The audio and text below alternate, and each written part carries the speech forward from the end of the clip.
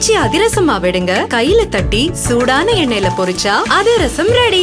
தமிழகத்தில் கனமழை தொடரும் நிலையில் மழை தொடர்பான செய்திகளை தொடர்ந்து அடுத்தடுத்து பார்க்கலாம்.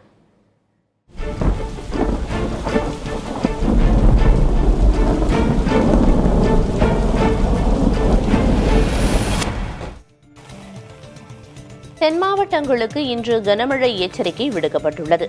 தென்னிந்திய பகுதிகளின் மேல் ஒரு வளிமண்டல கீழடுக்கு சுழற்சி நிலவுவதாக வானிலை ஆய்வு மையம் தெரிவித்துள்ளது.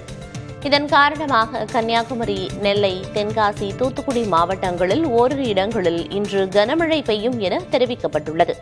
அதேபோன்று நெல்லை, கன்னியாகுமரி மாவட்டங்களில் நாளையும் கனமழை பெய்யும் என வானிலை ஆய்வு மையம் கணித்துள்ளது. சென்னையை பொறுத்தவரை நகரின் ஒரு சில பகுதிகளில் மழை பெய்யும் என்றும் வானிலை ஆய்வு மையம் கூறியுள்ளது.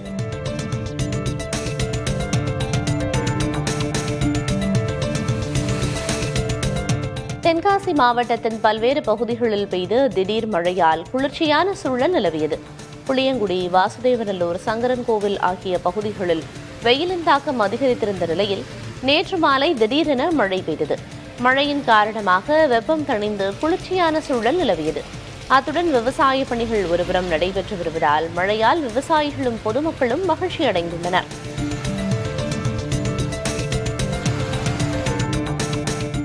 விருதுநகர் மாவட்டத்தின் பல்வேறு பகுதிகளில் பரவலாக மழை பெய்தது.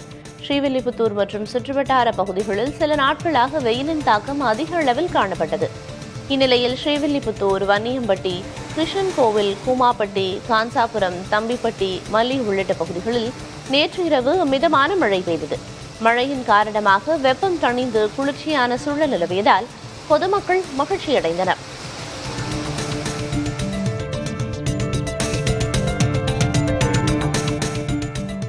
தஞ்சாவூர் மாவட்டம் திருவையாறு அருகே உள்ள செல்லப்பன்பேட்டை பெத்தமாதுரான் ஏரி முதன்முறையாக முழு கொள்ளளவை எட்டியுள்ளது.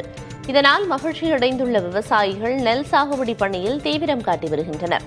பூதலூர் பகுதி வாயிலாக பாயும் காவிரி, வெண்ணாறு ஆகியவற்றிலிருந்து ஏரிக்கு புதிய கட்டளை மேட்டு வாய்க்கால் மூலம் நீர் வருவதற்காக ஏற்பாடுகள் செய்யப்பட்டன.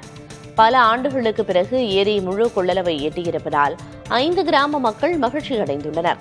எனினும் ஏரியின் மதகுகளில் ஏற்பட்டுள்ள கசிவை சரி செய்ய வேண்டும் என விவசாயிகள் வலியுறுத்தியுள்ளனர். திருப்பத்தூர் மாவட்டத்தின் பிரசித்தி பெற்ற சுற்றுலா தலமான ஜலகாம்பாறை அருவியில் நீர்வரத்து அதிகரித்திருப்பதால் 2வது நாளாக சுற்றுலா பயணிகளுக்கு தடை விதிக்கப்பட்டுள்ளது.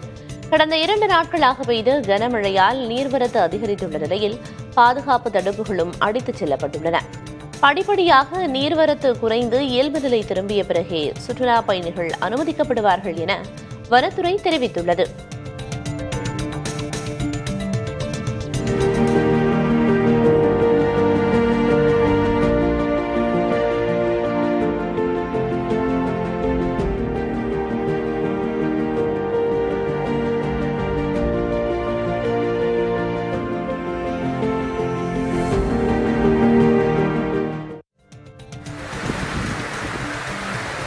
ராமநாதபுரத்தில் கடந்த சில நாட்களாக வெயிலின் தாக்கம் காணப்பட்ட நிலையில் ராமநாதபுரம், அச்சுதன் வயல், பாரதி நகர், கேணிக்கரை, காட்டூரணி, பேராவூர் உள்ளிட்ட பகுதிகளில் காற்றுடன் கனமழை பெய்தது.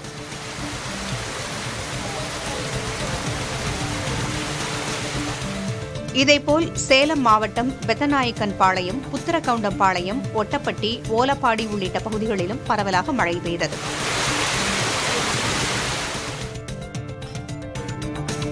சென்னையின் குடிநீர் ஆதாரமான பூண்டி ஏரியிலிருந்து திறக்கப்படும் உபரி நீரின் அளவு 2000 கன அடியாக அதிகரிக்கப்பட்டுள்ளது.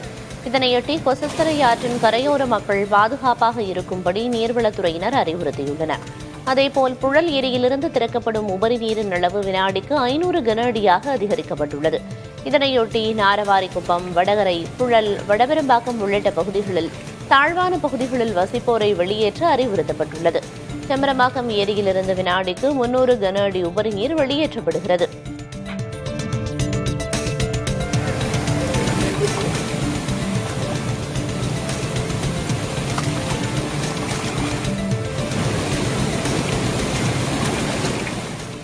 ஆச்சி அதிரசமா விடுங்க, கையில தட்டி சூடான எண்ணெயில பொரிச்சா அதிரசம் ரெடி.